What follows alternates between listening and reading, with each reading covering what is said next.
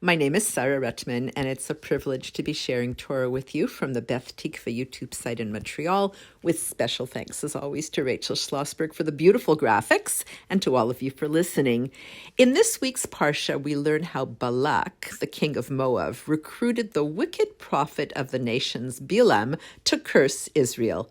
Abarbanel says the people of Israel at that time had no idea what was going on, nor how Hashem had saved them from their enemies. We are not told the story by Moshe or Aaron. We only know what happened through the voice of our enemies. In the shortest chapter of Tehillim, chapter 117, David HaMelech says that all the nations will praise Hashem. Naturally, we wonder, why will the nations praise Hashem? Because only they know of all their plots against the people of Israel and how they have been thwarted.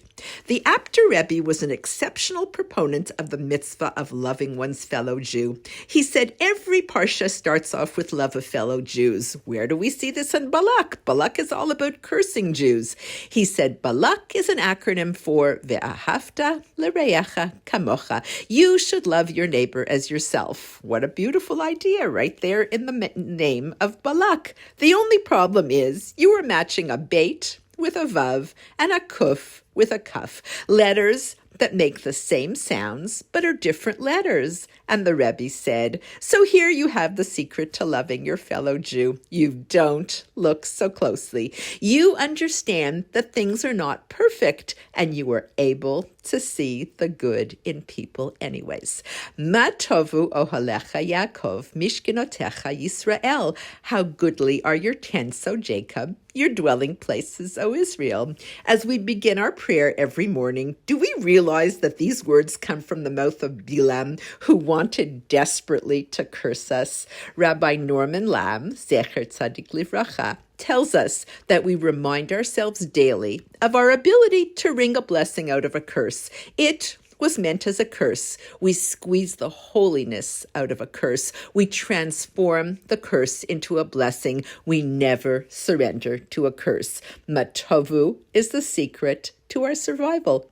The Midrash tells us that soon after Mordechai found out about Haman's wicked plot to annihilate the Jewish people, he saw 3 Jewish children returning home from school. Mordechai asked, please tell me your Torah verse. He wanted the children to choose their own favorite saying, their own motto, something that they personally loved and believed in. The first child answered, do not fear sudden terror and the threat of the wicked.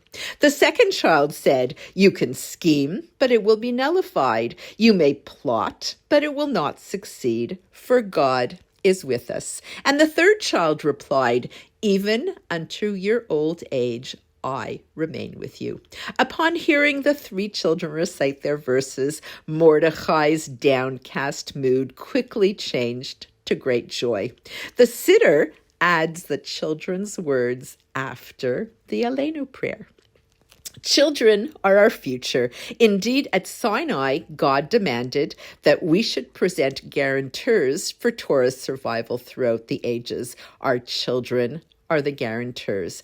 Children who feel happy and comfortable with their Judaism represent a promising future. They are surely our best answer and response to the negative forces of the world.